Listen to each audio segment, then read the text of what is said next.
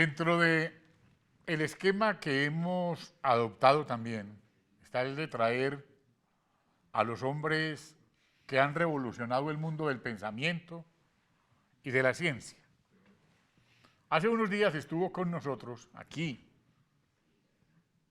el inventor del marcapasos, Jorge Reynolds Pombo, pariente de Rafael Pombo. Y Jorge Reynolds Pombo forma parte de un grupo de estudio del que estuvieron de la mano con Mario Calderón Rivera, nuestro invitado de hoy, Paolo Lugari. Ya empezó la gente a llamar aquí al programa porque ya saben que la cosa va a estar buena. Paolo Lugari y Mario Calderón Rivera. Hoy le tocó el turno a Paolo Lugari. Mario nos está iluminando desde el más allá que llaman cielo. En la nube. En la nube. Paolo, querido, bienvenido a la barbería. Gracias, William. Es un honor estar con usted aquí. Nos compromete y enaltece. Créame que me siento orgullosísimo de contar con uno de los hombres más importantes del mundo en este escenario tan tranquilo, en donde aquí decimos la verdad, sin compromisos ni contemplaciones, pero hacemos excepciones muy especiales para hablar de temas de la mayor actualidad. ¿Cómo nació Gaviotas? Gaviotas nació por azar, por casualidad, valga la verdad. ¿Sí? No obedeció a un plan determinado, ni algo preestablecido, ni preconcebido. Sencillamente que mi padre, Mariano Lugari, que ¿Italiano? Ítalo-francés. Ítalo-francés. Ítalo-francés, que entre otras profesiones tenía la de geógrafo. Sí. Cada año acostumbraba a viajar con alguien de sus hijos a la Colombia inédita, en donde inclusive tenía que buscar cartografía no solamente en Colombia, sino en Europa y Estados Unidos. Y él se demoraba preparando ese viaje todo el año en un jeep de la Segunda Guerra Mundial, un Willys. Willis. Y a veces un Ford, él tenía dos Willys, a veces usaba uno o a veces el otro. Y entonces en una de esas dijimos, vámonos para el Bichada adentro, a la Altillanura, porque ese nombre inclusive se inventó en Gaviotas, ¿no? Vamos a la Altillanura. En ese entonces gastamos 2 semanas muy intensas en llegar a Gaviotas.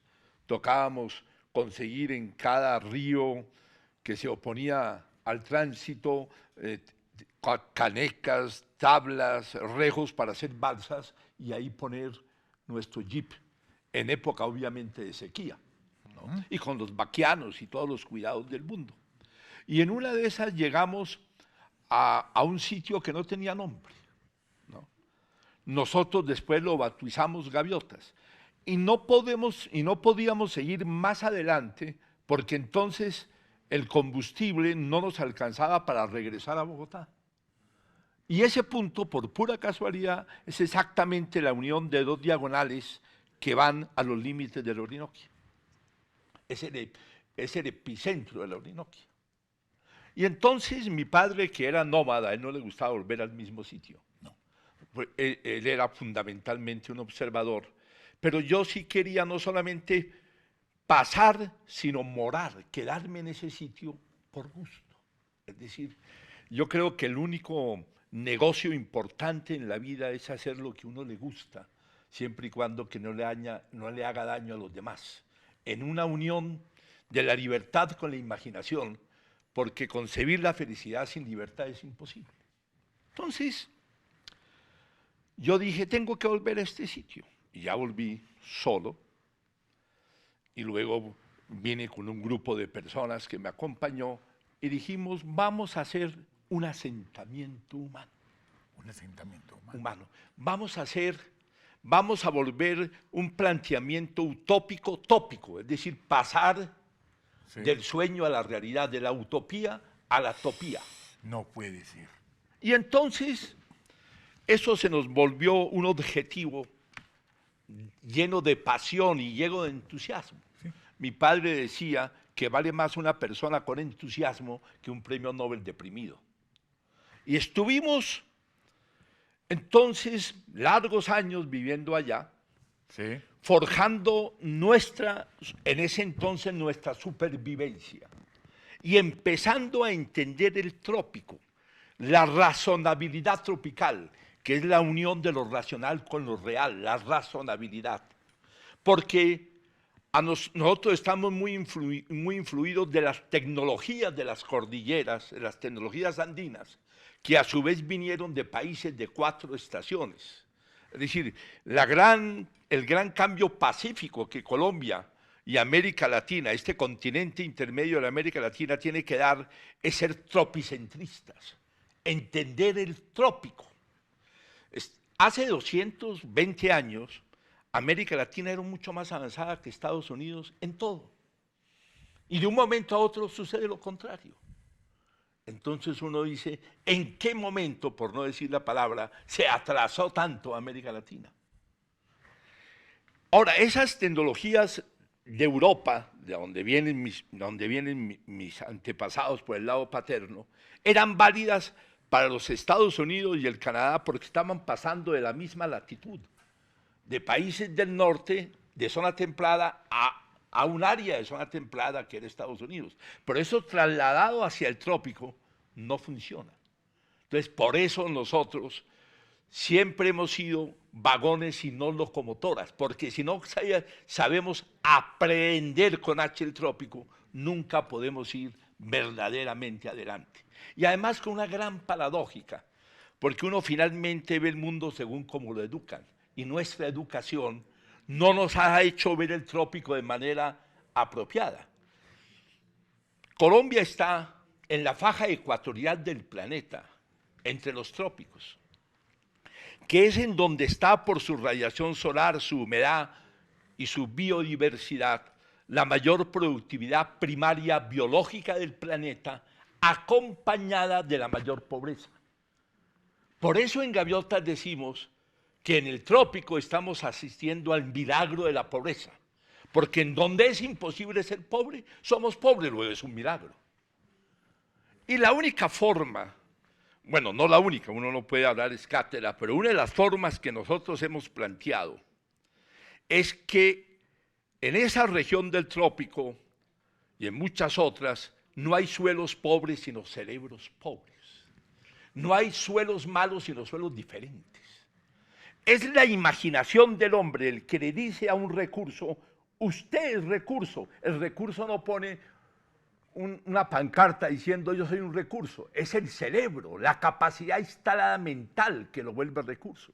Es decir, cuando en Titusville, en Pensilvania, cerca de Pittsburgh, apareció el petróleo a muy poca profundidad, el petróleo no dijo, para bien o para mal, después, yo soy un recurso. Fue que alguien con imaginación le dijo, usted es un recurso. Entonces la riqueza de un país está en la capacidad instalada mental llena de imaginación, que es lo que yo llamo la superestructura. Esa es la superestructura. Y la infraestructura pues son los puentes, las carreteras, en fin, todos los elementos no de concreto, digámoslo así. Por eso cuando Da Vinci planeó teóricamente una ciudad, en sus años, 1500 y pico, en esa época de la historia, él ponía la infraestructura, o sea, los drenajes, las carreteras, la recolección de basura debajo de la ciudad. Y la superestructura, la parte superior, estaba solamente la gente. Que en ese entonces era todavía Homo sapiens, estoy hablando culturalmente, no genéticamente, Sí. porque desde hace 80 años, el Homo sapiens, no sapiens para mí, ya él mismo desarrolló la capacidad para autodestruirse en cualquier momento, ya sea por misiles nucleares o misiles biológicos. Entonces, una especie que es la más irascible de las 45 millones que hay en el planeta, que tiene la capacidad de autodestruirse, para mí no merece llamarse sapiens. Además, el hombre, cuando ponemos este desafío, haciendo un homenaje al libro que escribió Mario Calderón Rivera sobre gaviotas, llamado Renacimiento en el Trópico, el ser humano emergió en el trópico. Sí. Y por lo tanto en el trópico tiene que renacer otro ser humano culturalmente, un homo amabilis, un homus decente, que entienda que lo más sabio es uno poder volver al contrincante su amigo. Ahí está la sabiduría. Y Mario por eso nos decía que en el mundo, cuando ha habido violencia, de cualquier tipo, es el fracaso de la inteligencia. Decía Mario, un tipo fuera de serie, pues, sí. Sobra decirlo, pariente tuyo además. Entonces, uno se dice, hagamos la utopía en el trópico, que ya es utopía. No para cambiar el mundo, pero por lo menos para dar un ejemplo, que en las condiciones más difíciles del mundo es posible hacer algo tan esplendoroso como gaviotas. Por eso en el artículo de Lucy Nieto de Samper, que apareció en El Tiempo. Es que usted anda armado y yo también. Sí. Y cuando usted habla, pues yo también tengo derecho a estar informado. Aquí dice Quijote de las energías renovables, Paolo Lugari, artífice del Centro Experimental Gaviotas, trabaja con la belleza de la extrema dificultad. Además, Lucy Nieto de Samper, una de las plumas más consagradas, más exquisitas de nuestra cultura periodística, y que le hace un homenaje que es corto comparado con lo que usted merece, porque personas como usted ya no se ven. Aquí vino la nieta de Mario Lacerna Pinzón y nos contaba de la relación de Mario Lacerna con Albert Einstein. Aquí en esta silla nos contó. Y a uno lo emociona eso. Cuando uno tiene la nube ya, y esto ya queda en la nube porque esto no va a salir en un programa de televisión y se acabó, no. Esto se queda para que toda la humanidad lo vea. Permanece. Es pero sostenible. Cuando uno se encuentra con lo que dice aquí, por ejemplo, el Centro Experimental Gaviotas es una utopía hecha realidad en el trópico en medio de grandes obstáculos. ¿Cómo fueron los obstáculos? De todo tipo. Primero, nuestra cultura andina no estaba preparada para entender el trópico, entonces tuvimos que desaprender. Segundo, cuando planteamos la hipótesis de gaviotas, inclusive algunas veces nos ridiculizaban. Sí. ¿No? Y prácticamente había como cierto despecho haciendo un homenaje a Darío Gómez. Pero cuando uno está apasionado con un tema, pues uno va venciendo poco a poco esos obstáculos. Miremos el espejo. Uno va venciendo a la cámara. Muy bien. Uno va venciendo poco a poco esos obstáculos, ¿no? De todo tipo. Y me acuerdo una anécdota. Yo di hace 40 años una conferencia en San José, en el Silicon Valley, que cuando di esa conferencia libre, uno de los asistentes me dijo que yo era un hippie mental, pues porque no tenía pelo, nunca he fumado, nunca he bebido, nunca he tenido problemas con droga, pero que pensaba como hippie.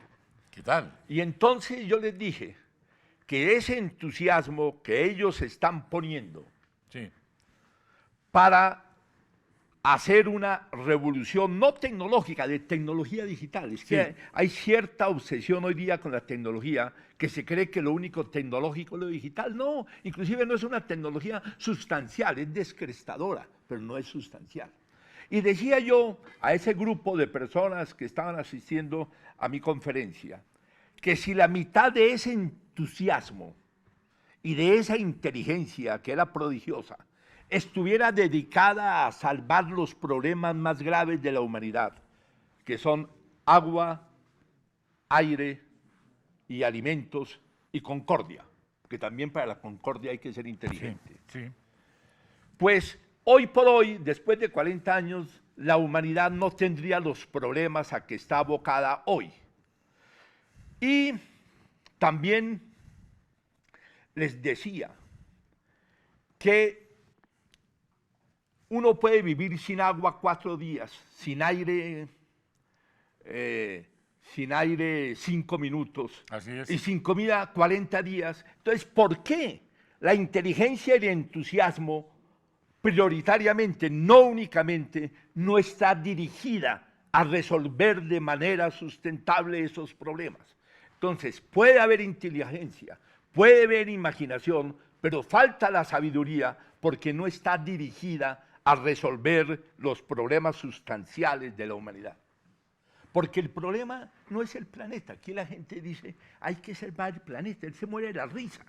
El planeta no tiene necesidad de salvarse, con o sin humanidad no tiene necesidad de salvarse. El planeta orbitará alrededor del Sol, según los cosmólogos, durante 10.000 millones de años, algo más. Si desaparece la humanidad, que es la cubierta pensante de la Tierra, no sé si irónicamente o no, el planeta se reverdece, pues él no se salva. Él está ahí girando alrededor del Sol. Lo que hay que salvar es a la humanidad, a nuestros semejantes. ¿Por qué? Voy a hablar de un ejemplo para que se entienda cuál es el proceso mental, como funciona Gaviotas. Todo el mundo, con razón, habla del recalentamiento global, que es la posibilidad, para mí la casi seguridad, de que de aquí a 50 años la Tierra va a aumentar de temperatura 2 grados centígrados respecto a la temperatura que se tenía en la época de la Revolución Industrial, que era de 15 grados. La Tierra se está recalentando, no calentando, siempre ha sido caliente. Si no hubiera sido caliente, tú y yo no estaríamos aquí en la barbería, que para mí es un poco irónico, porque es muy difícil venir a una barbería con calva. Pero ¿no? buenísimo. Lo importante es atacar la calvicie del planeta con árboles, ¿no? La otra, ahí está. Entonces, La maleza no crece en las grandes alturas. entonces, eso creo que le decía el maestro Valencia al maestro Carranza alguna vez en alguna anécdota. Entonces, nosotros nos preguntamos en Gaviotas, en nuestras caminatas por las calles no pavimentadas de allá, con Mauricio Obregón, con Sven Cetelius, con Mario Calderón, con Joaquín Vallejo Arbeláez, nos hacíamos estas preguntas en un esquema de desacuerdo, porque si uno está de acuerdo con alguien, ¿para qué se reúne? Es decir, la controversia decente es lo que genera el progreso, pero hay que ser de forma decente. Entonces, decíamos, repasando las clases de química, los libros de química, que la atmósfera actual, porque aquí ha habido muchas atmósferas, la actual es muy reciente, que fue cuando permitió que la vida humana, no la vida, sino la humana, apareciera en el árbol de la vida ya existente.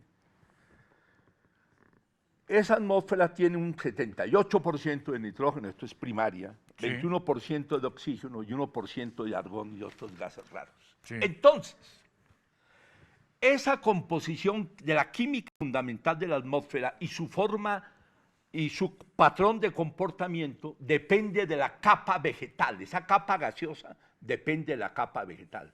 En este momento hay un 33% de tierras emergidas y fitoplancton con capa vegetal, que es la que todavía permite que la actual atmósfera tenga esa composición, tenga esa arquitectura. Entonces nos preguntábamos en esas caminatas, ¿qué pasa si a la vuelta de 50 años, a donde vamos a superar los 10.000 millones de habitantes, no sapiens, no? Esa capa vegetal, en vez de ser del 30, llegue a un 20%, a un 25%, en un mundo que es mucho más lo que extrae que lo que siembra. Entonces uno puede deducir que en vez de 78 de nitrógeno tendríamos 70 y en vez de 21 de oxígeno tendríamos 16, por ejemplo. Entonces nos preguntábamos, ¿es posible que el ser humano fisiológicamente, biológicamente, pueda adaptarse a esa nueva atmósfera? porque él las anteriores al actual no las resistió.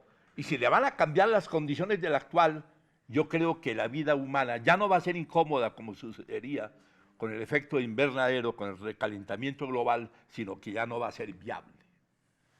Entonces, por eso es que hablamos del vitalismo, porque todo organismo vivo aspira, como es normal, a seguir siendo vivo.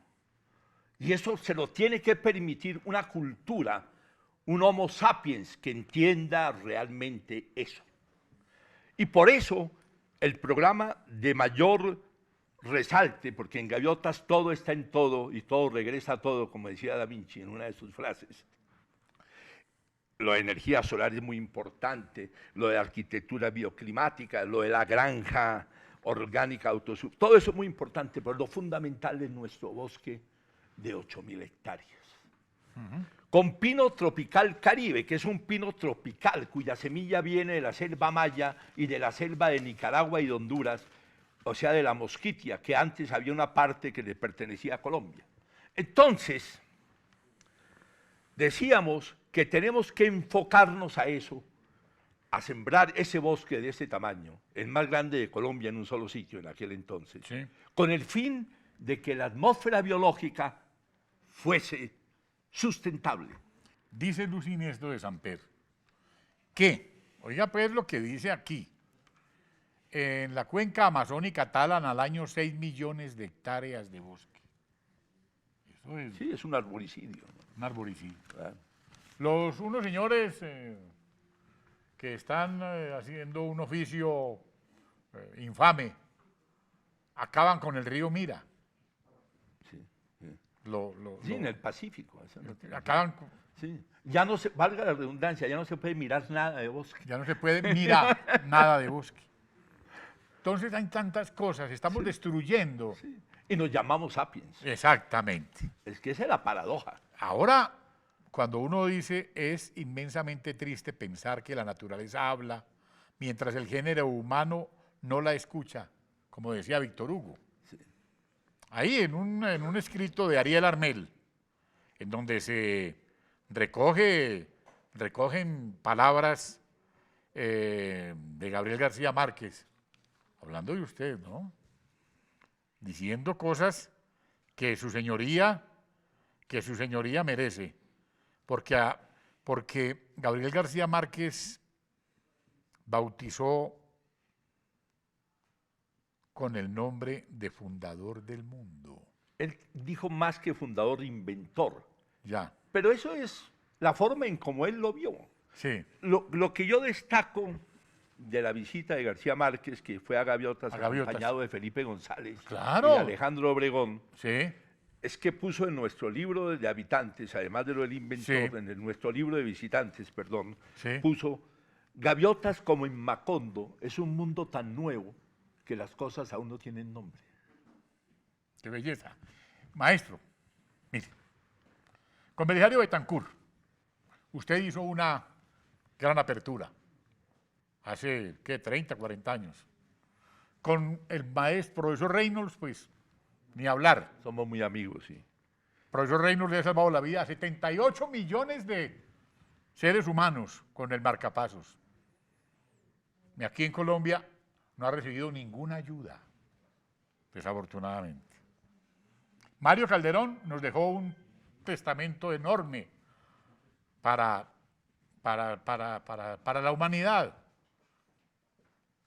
Afortunadamente los tenemos a ustedes todavía, a Reynolds y a su señoría. Yo quiero que esto no se quede aquí, que continuamos este ciclo de No, magnífico. conferencias, Venimos a... que sea esta la primera, De acuerdo. porque yo No, aquí hay temas los que tú quieras. yo quiero que hoy le demos a esto el nombre de la primera parte. Vamos a hacer unos 5 capítulos con su señoría, Mucho para gusto. que queden para la historia. Entonces lo puedo seguir invitando. Pero llámame Paolo porque su señoría era el cardenal Dugari, el hermano de mi abuelo, Ah, bueno, claro. que le decían así. Usted tiene raíces en Popayán, Italianas, E italo-francesas. italo-francesas. Pero yo me considero habitante del trópico. Del trópico, Esa es bueno. la verdad. De Y todas maneras, Popayán queda en el trópico. lo lo recibimos con afecto, con admiración. Espero que vuelva. Claro que sí, Y aquí continuaremos porque esta es la primera. claro. eh, Vamos a hacer una pedagogía una pedagogía. de cómo hacer que esto Claro. no se nos autodestruye. Si nosotros desarrollamos la capacidad para autodestruirnos, tenemos la obligación ética de desarrollar la capacidad para no destruirnos, no el planeta no tiene problema, la humanidad. La humanidad. Gracias, William, mucho Muy gusto. querido. A ti, ni más faltaba.